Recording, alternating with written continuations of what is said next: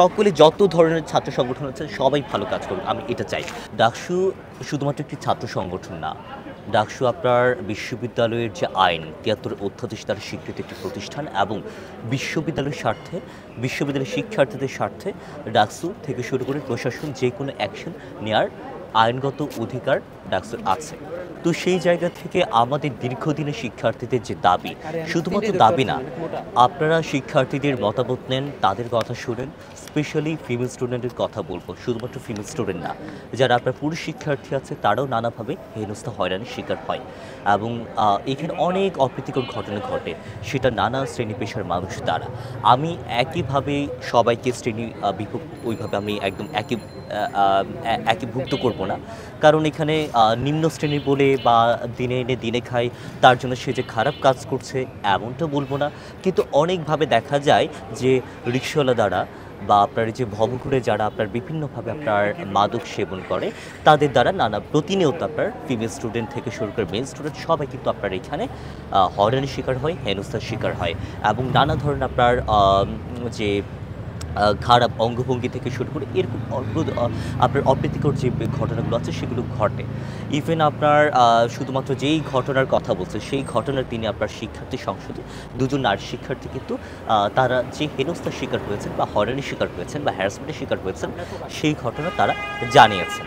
তো সেই জায়গা থেকে আমাদের ডাকসু তো শুধুমাত্র আপনার এক বছরের না, এটা বিভিন্ন প্রতি বছর ঘটবে, হবে, অনুষ্ঠিত হবে যদি আমাদের সেই সক্ষমতা যদি থাকে, আমাদের সেই আন্দোলন, আমাদের যে সংগ্রাম যদি জারি থাকে এবং এখানে সর্বোপরি যদি বিশ্ববিদ্যালয় থেকে শুরু করে রাষ্ট্রের যদি একটা সাপোর্ট যদি থাকে।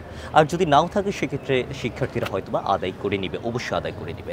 তো সেই জায়গা থেকে শিক্ষার্থীদের যে একটা দাবি ছিল যে নিরাপদ ক্যাম্পাসের জন্য যে যত ধরনের আপনার উদ্যোগ গ্রহণ করে সেই উদ্যোগটা। এখন আসে যে কী ঘটনা ঘটেছিল। মূলত আপনারা হয়তোবা দেখেছেন যে একটা পক্ষ যারা আপনার মূলত ভিডিওটা আপলোড করেছে, আপনারা হয়তোবা দেখেছেন যে ছাত্রদলের একজন আপলোডটা করেছেন। হ্যাঁ, মূলত ভিডিওটা কিন্তু ছাত্রদলের কেউ করেনি, ভিডিওটা করেছে আরেকটি ছাত্র সংগঠনের, তারা করেছিল। এই ভিডিওটা কীভাবে ছাত্রদলের হাতে গেল সেটাই আমার প্রশ্ন। আমার মনে হয় ছাত্রদলের যারা দায়িত্বশীল আছেন তারাও একটু ভাবা উচিত যে তারা কোনোভাবে সেই ছাত্র সংগঠন দ্বারা যারা মূলত ভিডিওটা করেছে তাদের দ্বারা কোনোভাবে ইউজড হচ্ছে কিনা। আবার মূলত এটা তাদের কাছে রিকোয়েস্ট যে কারণ শিক্ষার্থীদের কাছে তাদের যে একটা ব্যাড ইমপ্রেশন ক্রিয়েট হোক, ছাত্রদলের প্রতি একটা ব্যাড ইমপ্রেশন ক্রিয়েট হোক, সেটা আমি নিজেও চাই না। ব্যাড ইমপ্রেশন ক্রিয়েট হোক এটা চায় না। এই কথা বলার কারণ হচ্ছে তারা যদি খারাপ করে সেটা কিন্তু ভুক্তভোগী কারা হবে? আমাদের স্টুডেন্টরা হবে। তারা যদি ভালো কাজ করে সেটা সুফল কারা পাবে? আমাদের স্টুডেন্ট পাবে। তাই আমি শুধুমাত্র ছাত্রদল না, এইখানে যারা আছে নতুন বাকশাস থেকে গণতান্ত্রিক ছাত্র শক্তি থেকে শুরু করে বাম যারা আছেন, সকলে ছাত্র শিবির যারা আছে, সকলে যত ধরনের ছাত্র সংগঠন আছে সবাই ভালো কাজ করুক, আমি এটা চাই। তো সেই জায়গা থেকে তাদের আমি আহ্বান জানাবো, রিকোয়েস্ট করবো যে তাদের হাতে ভিডিওটা কীভাবে গেল, তাদেরকে গিয়ে বিপদে ফেলা হচ্ছে কিনা বা তাদেরকে শিক্ষার্থীদের থেকে দূরে সরানো হচ্ছে কিনা সেটা একটু ভাবা দরকার তাদের। দেশে দেশে সবার সাথে দ্য নিউজ।